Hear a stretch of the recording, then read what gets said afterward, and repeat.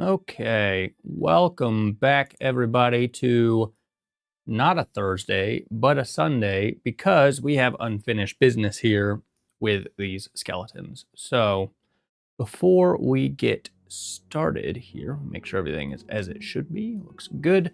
Before we get back into this, just want to take a second to ask you guys if you enjoy what we're doing here. I know I don't really ask a ton, but if you don't mind subscribing or leaving a comment or liking or something, it helps a ton, as I am a teeny tiny little fish in a giant pond. So any help I can get would be much appreciated. If you want to share it with your friends and stuff, I would greatly appreciate that. Anyways, let's get into what we came here for. So if you were here on Thursday, you know that we got obliterated by one skeleton. Things did not go our way in any capacity on Thursday. So we're going to run it back from scratch. Now I have made, let's see. So I swapped out our mule's weapons. So now we're dual wielding iron swords, which was slightly cheaper. And then we used that to upgrade from regular iron to banded iron on the armor.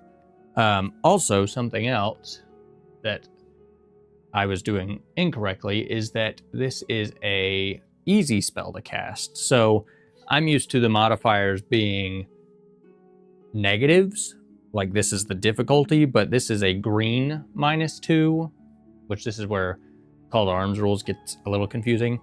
That's kind of like a -2 on an accuracy dice, I think. So it subtracts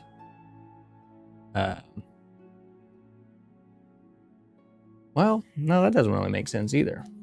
Unless it does. I mean, I guess in the end it basically equates to the same thing. So I was thinking, okay, well, that's like I'm looking for like a 7 or less, which is still true because if you roll a 7, that's not a 5, which is what my intelligence stat is. But you minus that 2, it makes it a 5, so you'd pass the check. So it's kind of one and the same. You're kind of looking for a 7 or less, really. So I was playing that wrong. I was playing that as a -2 to my intelligence, which was making it incredibly hard to hit anything. I don't think I landed anything last game. So hopefully between that and given the scenarios that I was finding myself in before, having the dual wield swords will help. And also Mule has Bladesman as a perk, which automatically gives me a green dice on attacks with swords. So even if I'm doing like follow-up attacks on different enemies where maybe I couldn't boost an accuracy hit, I'm going to get that green dice anyways because she has Bladesman. So hopefully that'll help. Everything else has stayed the same. Our adversaries are the same. And I left the board exactly the same. I have not spawned anybody yet. I figure we'd just go ahead and go through all that now. So pull up the app here. We'll spawn this guy. Great sword. We'll spawn this chest. Brute. Spawn the other corner chest. Skeleton. Warrior. Spawn the far right. Puzzle and so our Overlord will come out.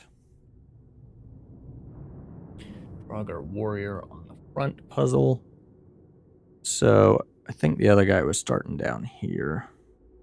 X-Man, so we'll just plop him right there. So that is our setup for our adversaries. So you've got 1, 2, 3, 4, 5, and 6 over here. And now I'm just going to plot my people on the board. And let's see which angle. Yeah, we'll do this. It's kind of one and the same, to be honest. I still don't really know the best way to go about doing this. because I need to, essentially the goal of this is Paths to Glory. This is a community thing. You can find it as a PDF on Modifius's website. And basically I need to get one path from each of my people, which I have 1 might, 1 sorcery, 1 shadow. They have to attack these puzzle tokens each separately. So if I lose anybody before that happens to spawn the big guy, I can't win. So I've got kind of a lot of distance to cover, and I kind of have to make the conscious choice to split them. Which I think I'm actually going to do this in reverse this time.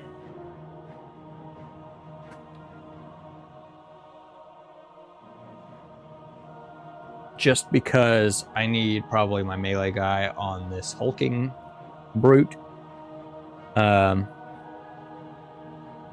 And that's just what we're going to do. So let's get a quest going, which I don't remember if I shuffled these, so let me just go ahead and shuffle these up again.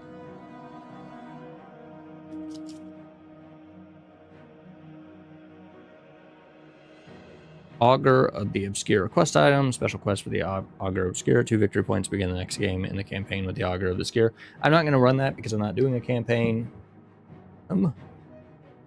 Place 3 treasure and or objectives. Each time your model searches a treasure, they may take an intelligence chest to see if they've found the book. The same token may not be searched this way. Okay, so if I happen to search a chest, which isn't exactly my priority, I could get a free victory point out of the deal, I guess. I think everything else is basically good to go. So I guess I'm going to go first. I'm going to crank this down for you guys just a smidge. Or you know what? I'm going to let them go first because that's just what I want to do. So they're going to go first. They're going to get 4 activations. First one is our skeleton archer. Let's see. 3 shadow. He's going to want to move, and he's going to stop short and hide. Which, that's too far. So he's going to do basically the same thing. He's just going to pop up into these crates, and he's going to hide. So I think I'm going to go with the Breton, and I'm going to hide and move as well just to prep for a sneak attack.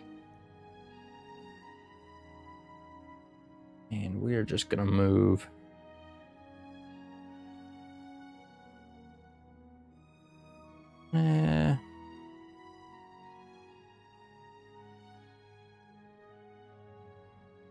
we'll sprint. We'll just sprint all the way up and hide kind of behind this box.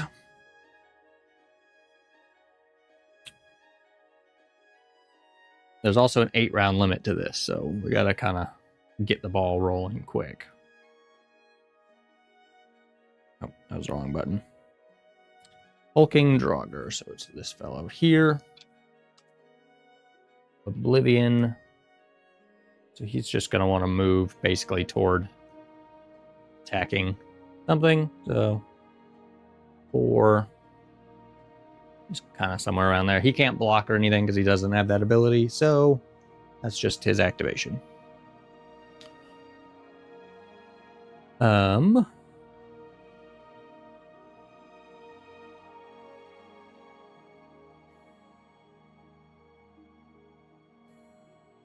Now, okay, I think I can. So we're going to go ahead and go with our mage. And I think we can sprint to here. That puts us in range of 6. And we're going to just try... We're just going to try to see this guy real quick. So we're looking for a 5 or less. Critical failure. Okay, well, that's not a good start, is it? Anyways.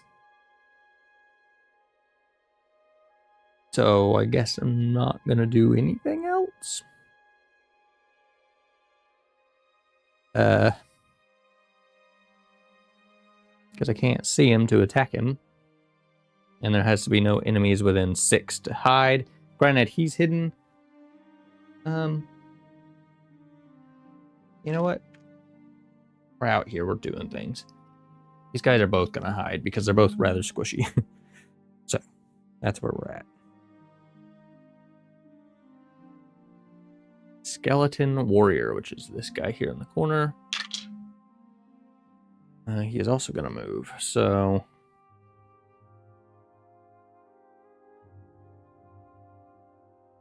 also coming out, and he can block.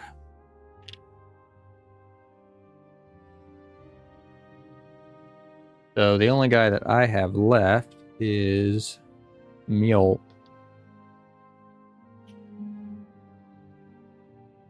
And we are just going to have to get a move on here. Through this door. So we can go 5, 9. And because I have 2 one-handers, I can't block or anything. So I think that's just what I get. Also, we've got heavy armor, so we can only go 8. They've got one last activation. Great sword. So this guy. So he's going to want to attack. He cannot quite make it as such. So just going to get up there and block, I guess. Okay. That is the end of round 1. We are into round 2. Things are not great, but it's okay, I guess. We'll see where this goes. Now,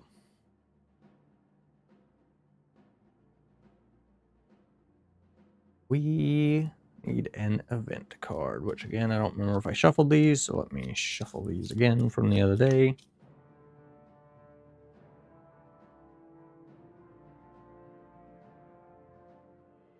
Damn. Again, Blessing of Arche, redistribute health based on a red dice. That sucks because I literally can't do that. But it spawns one guy. I don't have any way to spawn other than the Overlord, which he doesn't come out till a particular point. So, oh well. And they went first, so I'm going to be going first this time.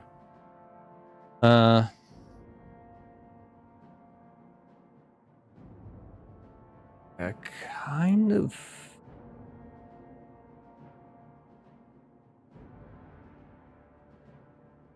I think we kind of need to go for a sneak attack on this fella with the archer, because he has been proven to be a deadly person. So I think we could shoot.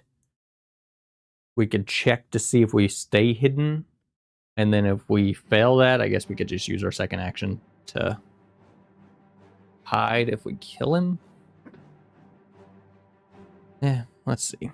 So that gives us a short range shot of red and green. Our sneak attack gives us another red. We're looking for a 3 or less, and we're going to spend a stamina for a precise shot here. Okay, cool. Critical success. All the things. That's 4 damage. And piercing 1. So our skeleton warrior, he's going to get 3 yellows with his shield. Although, do I have to take a block test? I don't know. It doesn't matter because he only got 3 saves. So he's dead anyways, and I had piercing 1, so he would have been dead regardless. Now, I'm not sure if I would have taken a block test to see if I could consume the shield, or if the block test just has to do with like the 2-handed stuff. But I don't know. But he is dead, which is good. We got revenge early. But let's see if I remain hidden on a 3 or less. we do, which is good. I think just so this guy doesn't react, we're going to use our second action to move while we're hidden. Just around that corner a little. Okay, cool. New round. Let's activate Draugr Warrior, which is this guy. So he's got a 2. That is an attack. He, I don't think, can go for this person because he can't see them. I actually think it says something about that in here. Hold on, let me check.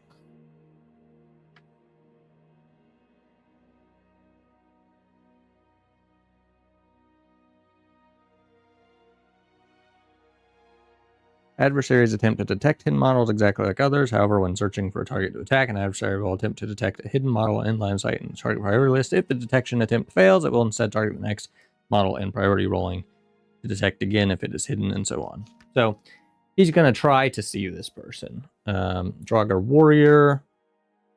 He's got an intelligence of 1, so he rolled a 2. Okay, that was close, so he can't go for that.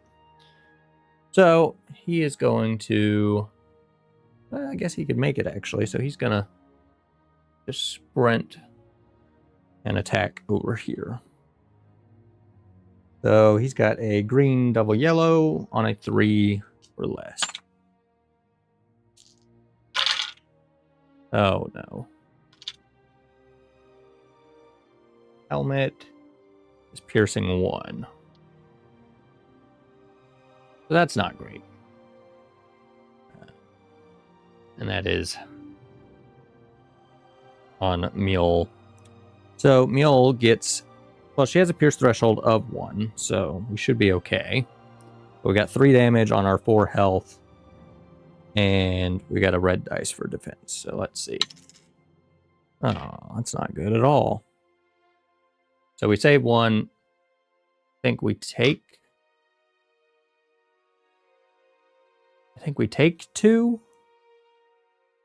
Or does the threshold not negate a piercing 1? Is it just a bare minimum? I don't remember, and I've read it a million times.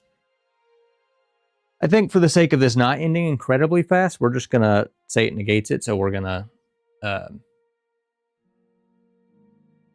save 1. We're just going to ignore the piercing, and because it has the little parentheses with a 1. I don't remember. I think that might be a bare minimum, but I don't feel like looking it up currently. And if that isn't the case, I'm only going to have 1 HP, and this could end real quick. So,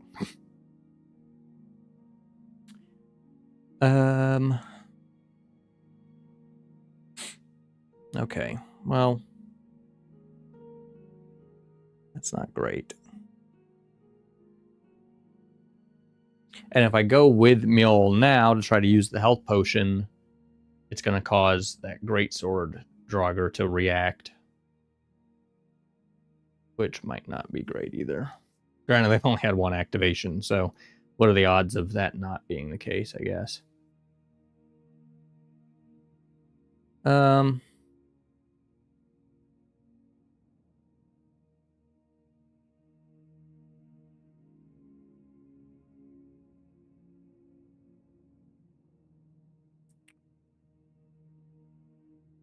Let's see about going with our mage. So let's see if we can see this skeleton. So we're looking for a 5 or less. Okay, again. Terrible.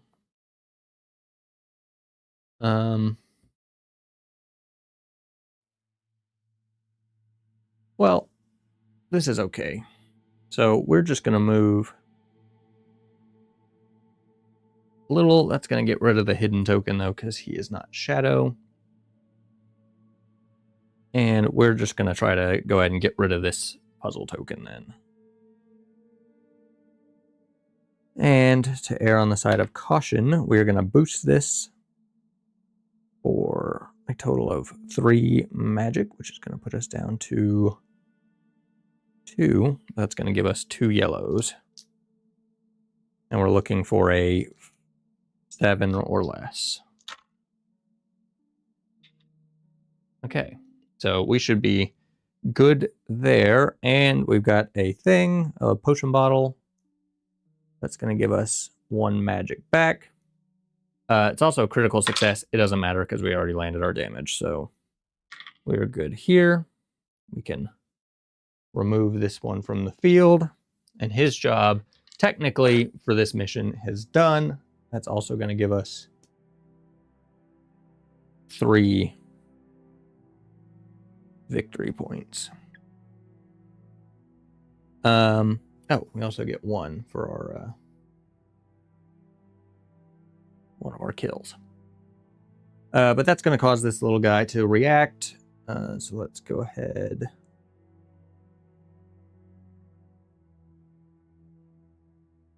And see what he wants to do.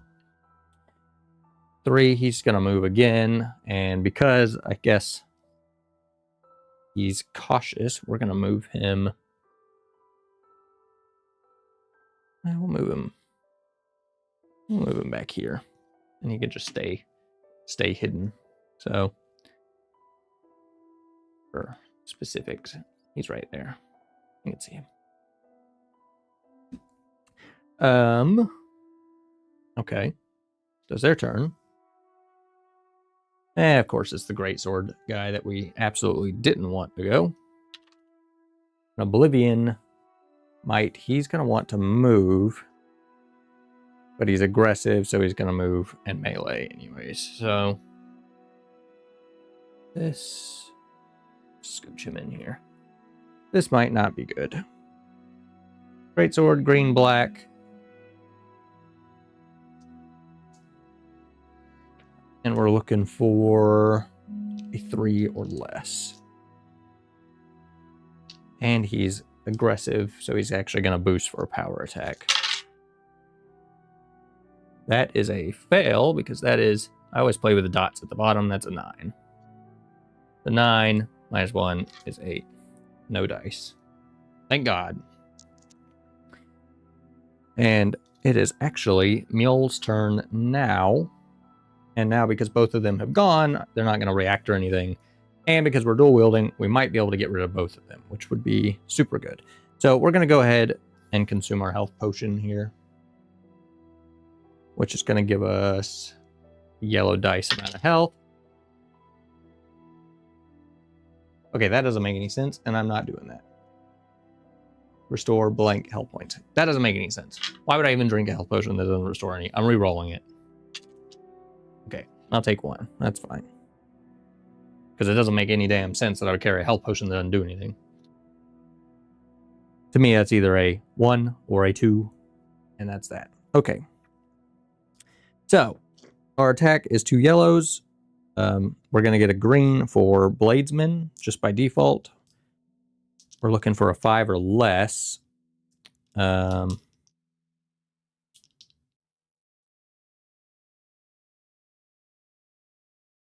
And we'll just run it like this. So 6 minus 2 is a 4. Cool. It doesn't matter which. They save nothing. So we'll just say that that was the Greatsword Warrior. Or the Draugr Warrior. He's dead.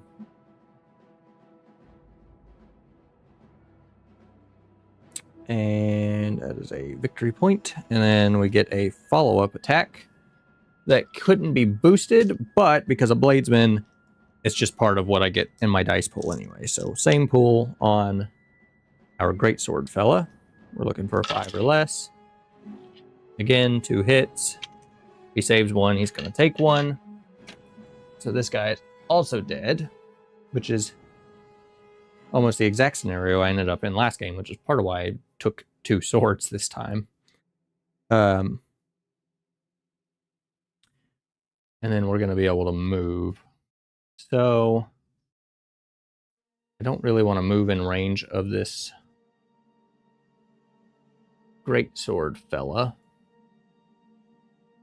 But I don't know if we really have a choice.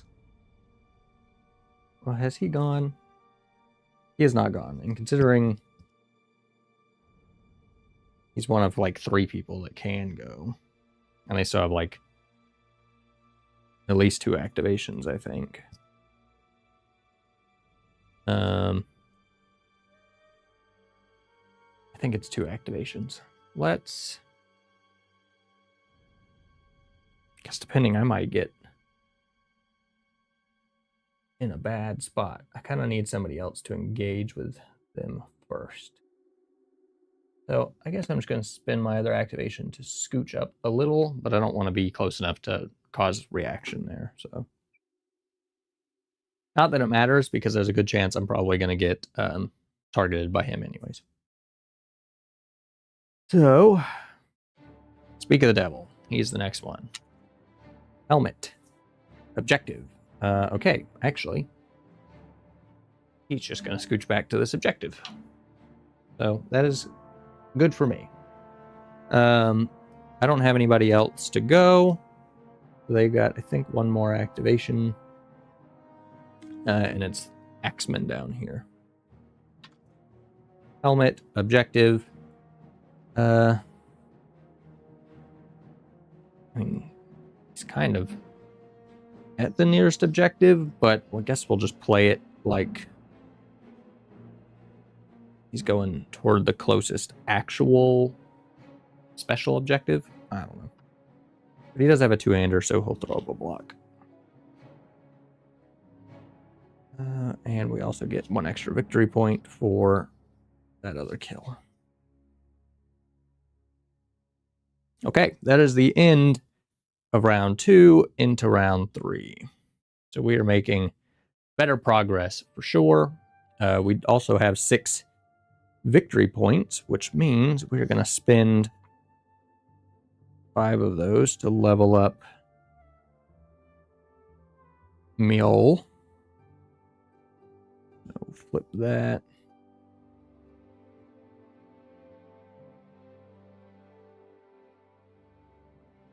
So we spent 5, and that leaves us 1. So Mule actually gains, didn't get any extra health, which kind of sucks. She gains an extra stamina.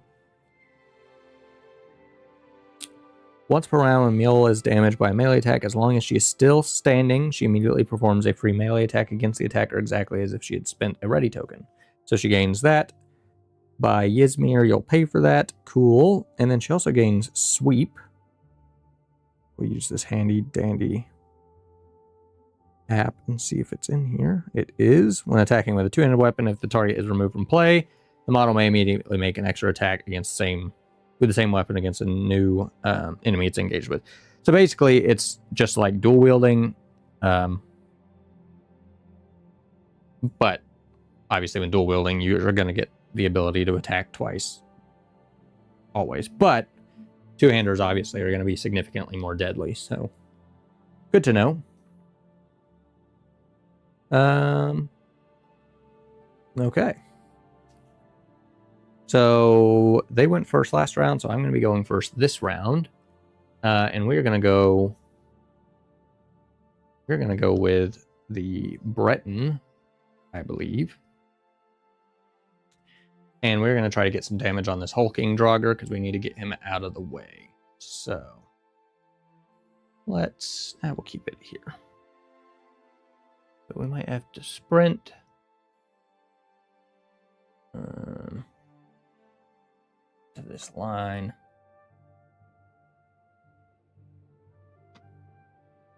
Oh, event card. Almost forgot.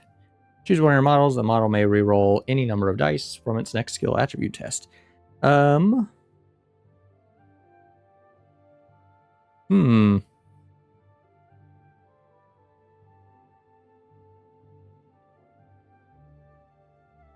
guess we'll just put it on the Breton. I don't see why not.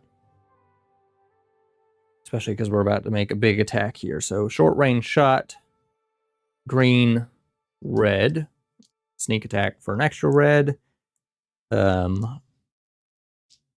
got, yeah, we're gonna make a precise shot as well. So let's see what we get. We're looking for a 3 or less. That is why we have this. So we're going to go ahead and use this event card that we just got. Oh, it's also going to spawn 2 people. Out here just forgetting all the things. Not him. Skeleton Warrior. Just spawn him on this edge. And Draugr Warrior will spawn him on this edge. Okay. Try that again. That puts us where we need to go. Good thing I had that event card, let's be honest. So that's 5 damage. That's massive. Hulking Draugr has an armor rating of 1 red. So he's going to save 2, take 3, which is exactly enough for him to die. Perfect. Perfect, perfect. And because he's a tier 2 person, I don't remember if this is correct or not. I play that as minions are 1 victory point. The elites are 2 victory, and then the champions are 3 victory points when you kill them. I don't remember if that's the way that works or not, but my game, I'll do what I want. Cool. Let's see if we stay hidden. We're looking for a 3. That's an 8. We lose our hidden token. And there's nobody close by, so no reactions. It is their turn, though. Skeleton Warrior is the guy who just spawned. Let's see what he wants to do. Swords. He's going to move. He is aggressive, I would assume. Skeleton Warrior, aggressive. Yep. So he's going to go for the mage here. So he's going to have to sprint. I think he is green double yellows. He's looking for a 2 or less. That is a big fat fail. Love to see it. Perfect. Okay, my turn. So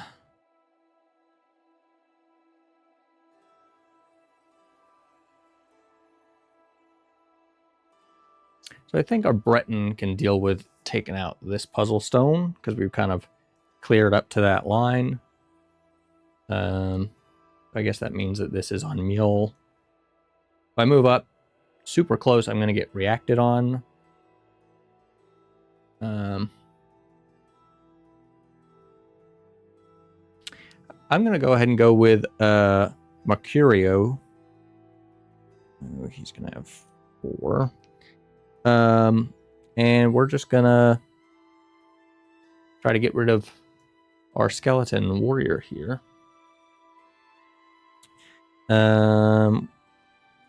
We're just going to spend or do 1 fire, so we're looking for a 7 or less with 1 yellow dice. So this is not great, but it can be used in melee or range, so whatever. Critical success. Awesome. Helmet's not going to do anything, but we can also restore that 1 magic that we just used, so we are good there. And he's got 1 yellow dice. So he saves nothing. He's dead. Love to see it. Killing him extra this game. That is going to be another victory point, which we also need 11 to 15 for a narrow victory, given the points that we're using. And right now we've got 3, 4, 5, 6, 7, 8, 9. And then we've still got 6 on the board from the puzzle tokens.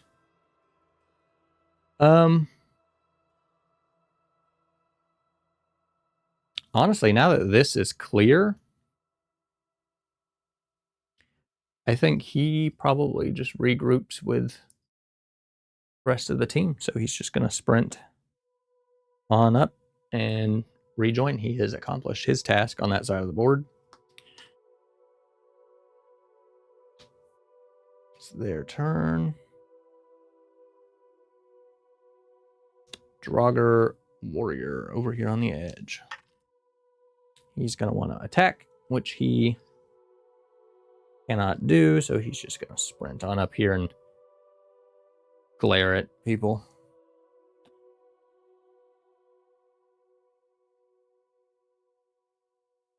And it is my turn.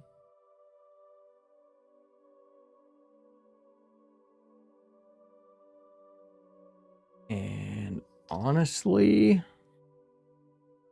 kind of want to just run by this model and let like the mage or whoever deal with it. We could sprint 8 and go 5. Make it to like here-ish. That is within reaction range, so let's see what our axe fella does. Helmet, objective. So he is going to move up and block at this objective. So that's all my people. So they've just got, what, 2 more activations, I believe.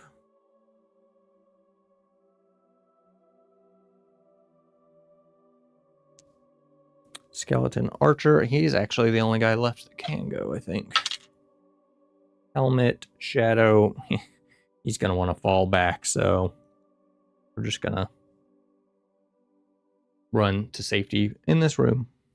And that's his go. He's the last guy because the Great Sword Draugr is dead.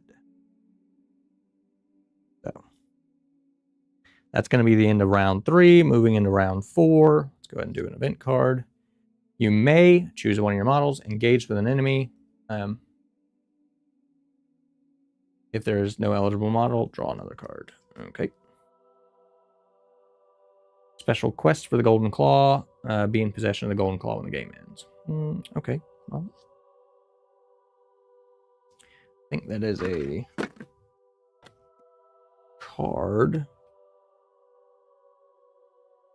Which, to be honest, we might not even have time to try to search any stuff. So there's our Golden Claw. I'm going to take the top 3 cards, and we're going to shuffle this into the top 3 cards of our treasure deck, because I think that's how that works.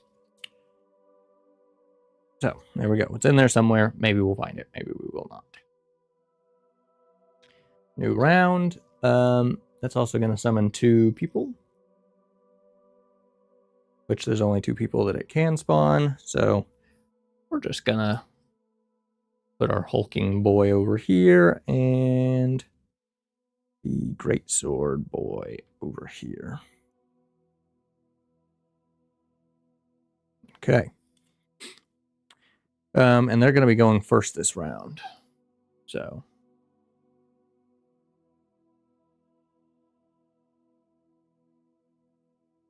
Axeman. Let's see what he wants. That is attack. So he's just going to scooch on up and attack.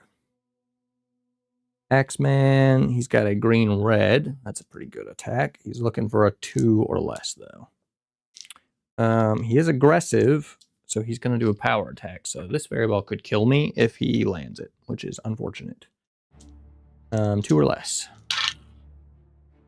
That is not a 2 or less, thank God, because he would have obliterated my whole soul. Okay, well, I think we're gonna go.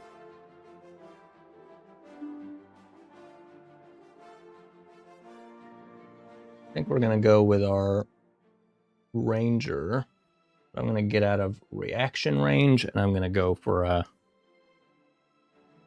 the puzzle token that I need to hit with the ranger. So we got a green-red.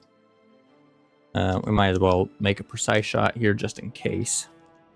We're looking for a 3 or less. And we are good. So this puzzle token has been gotten. That gives us another 3.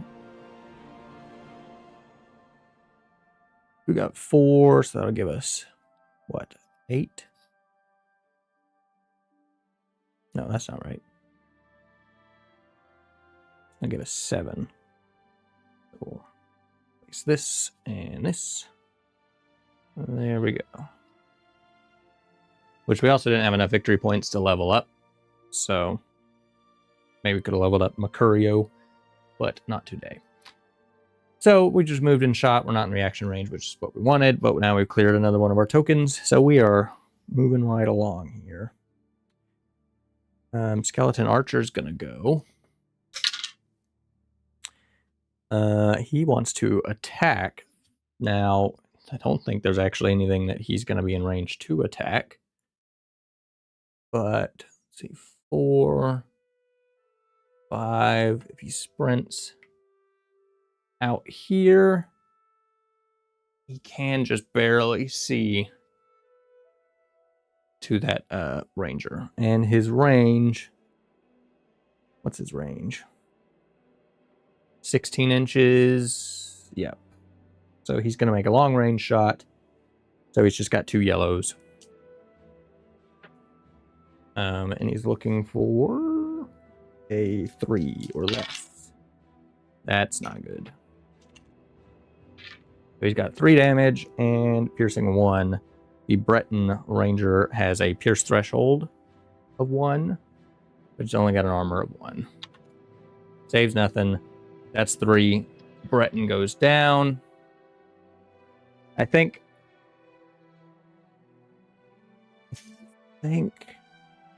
if I had rolled anything, I would have been alive with 1, but no dice, I don't think. Tragic. Oh well. Oh, that was also a sneak attack, so he would have had red dice, which means he probably would have obliterated me extra. I didn't think about that.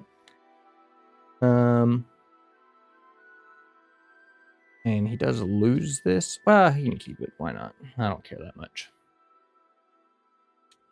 Okay, back to me. It's a good thing they went first, let's be honest.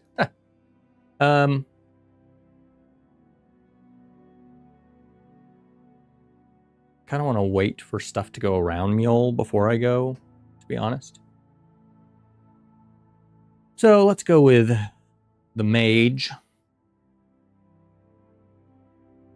And we are going to move. And we're going to fireball this sucker.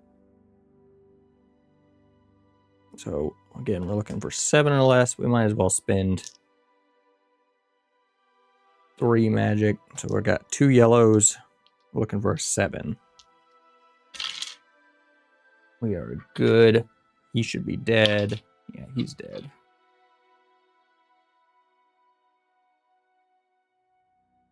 So drug or warrior back to the spawn pool. Okay, cool. Move and attack with the mage. It's crazy what happens when you actually use the spell in the right angle for something that is 1 yellow die. Shouldn't be so difficult to cast, you would think.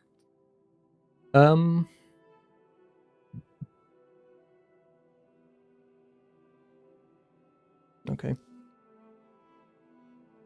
Give us another victory point. Greatsword warrior is this guy right here, which you might be able to barely see. Helmet objective. I feel like the objective response would cause him to go for somebody near it.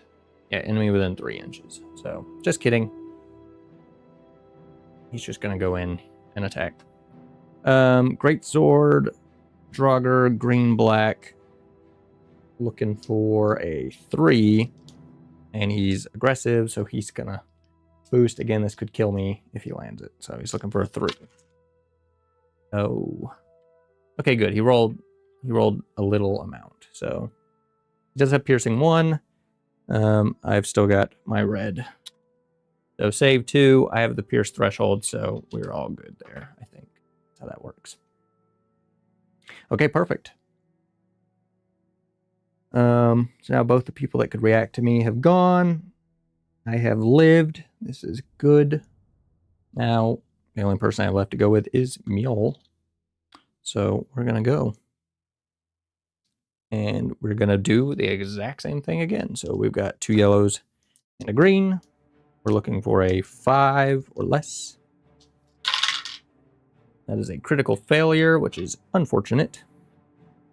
But, oh well. I guess let's go for the axe guy now. Same thing. We're good. He should be dead. Axe, helmet. No, nothing. So he's dead.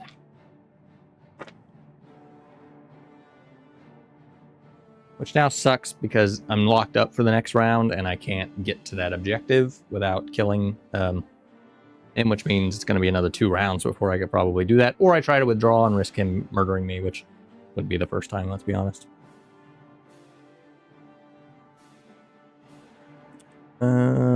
X-Man spawn pool.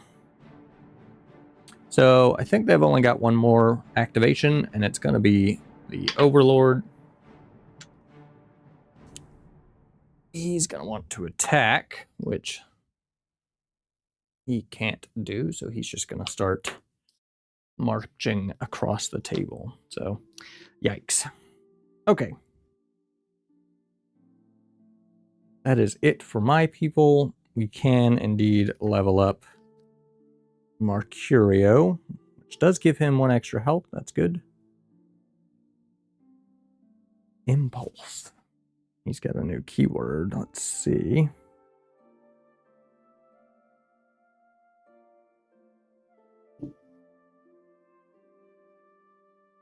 When this model suffers damage and it is not removed from play, choose an enemy model within 3 inches of it. That enemy model suffers red dice damage with the force damage type reduced by armor rating as normal.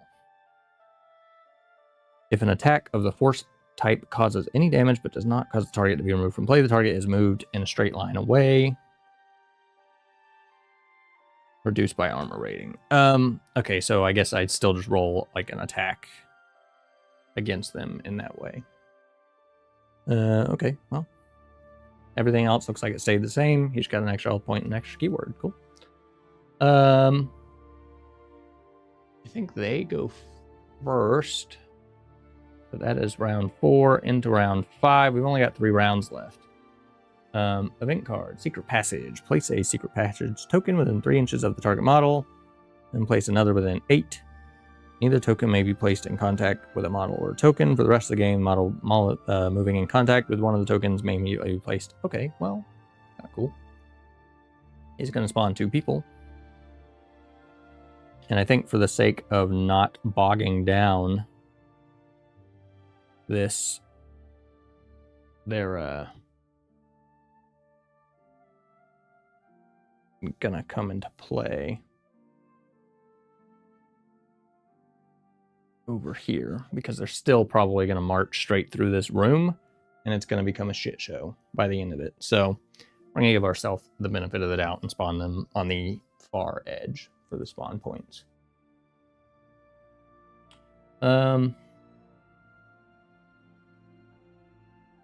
Secret passage. Let's use these little sewer grates.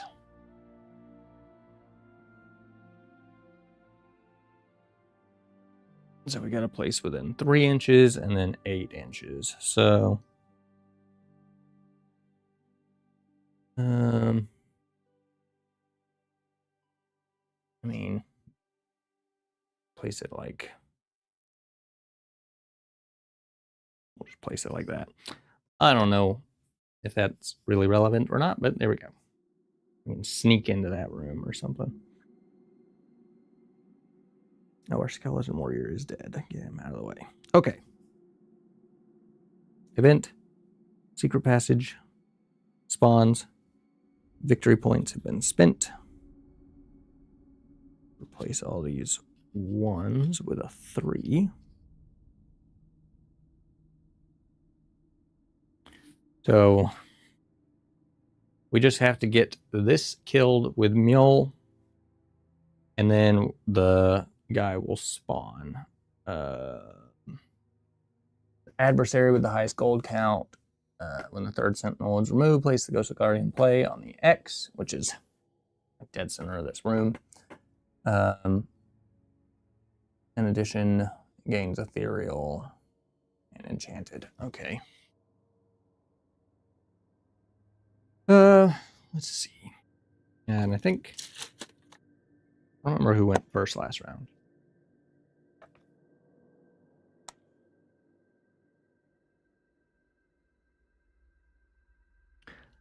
I'm gonna do something that's probably a little cheeky, and I'm gonna do it anyways because I'm not withdrawing. I'm just gonna scooch. So I'm in contact with both of these. So we're just gonna stay in contact. But this way I could attack both things. Guess that kind of is gonna help me a lot. So we're gonna get a green, 2 yellows, and we're looking for a 5 or less. We'll go for the Draugr Warrior. We are good. He is dead. Draugr Greatsword Warrior, sorry. And then we've got our puzzle token. Okay, well, rude. Critical failure. So that'll learn me to try to do sneaky things.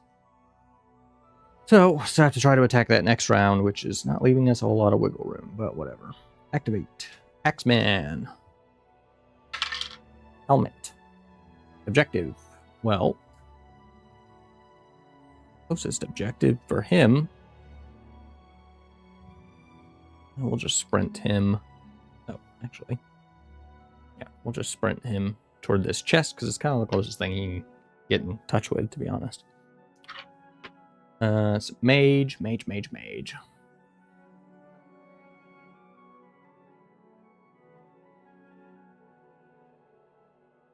I am somewhat tempted. Yeah, we're just gonna just run him 6 to here. And we'll hide.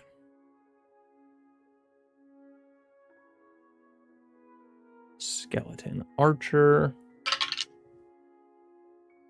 He's gonna move.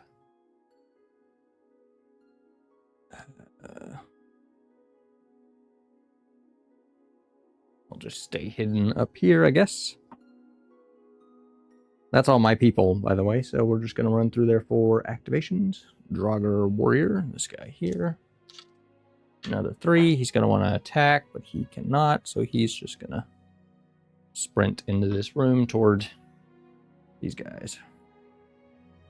And hulking Draugr.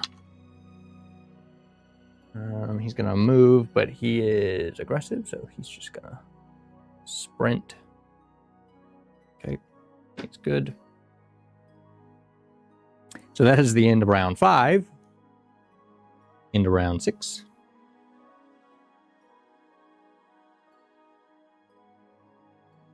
Draw stage 1 quest card. You may immediately choose to discard it and play the current one. Okay, quest.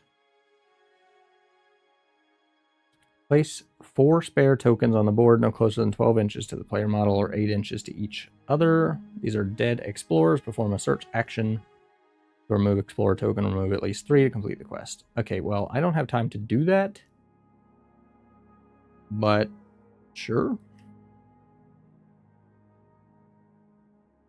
We're actually just going to use the adversary tokens.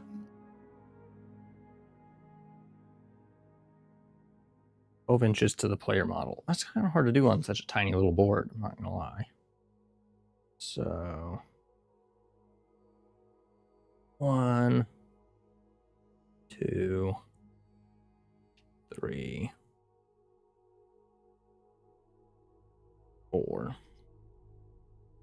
I need tokens for these things. There's so many things you can't represent them all. I need like little dead models. Okay. That's also going to spawn 1 guy. Greatsword Warrior. Right back onto the board over there, because I'm not spawning them right next to me. And they're going to go first. Activate. Oh, hulking Draugr. And that's an attack.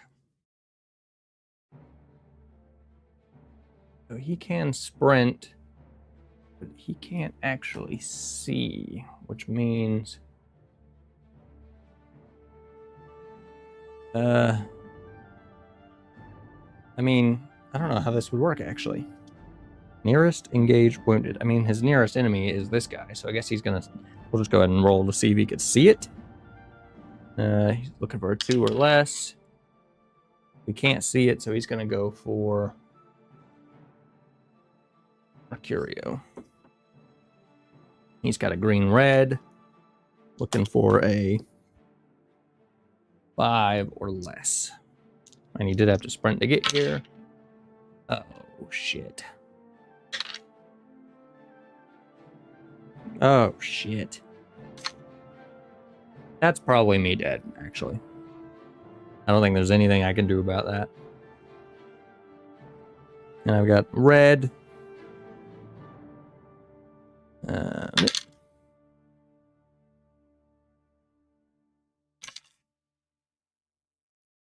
So I'm going to save 1 and take 5.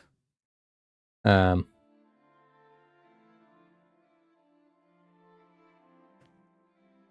didn't even get to use the keyword that I got. I think that's it. I've only got 4 health, and I've only got that 1 red dice. Now, had I rolled anything other than that, like, I had potential to live through that. I just rolled terribly. So that is a tragic tale, because that is the last puzzle stone that I needed to kill, and now I can't, even though the mage lives. So unfortunately, that is a wrap to that story. That was an unlucky first activation spawn for me. But we did have, what, 5, 8, 10, 13.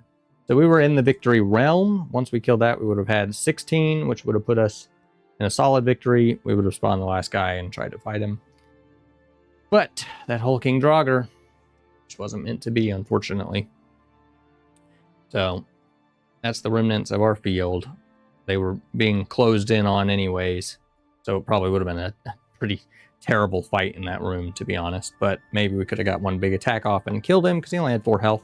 I just got 1 attack and died to 4 health. So it is what it is, I guess. That's a wrap.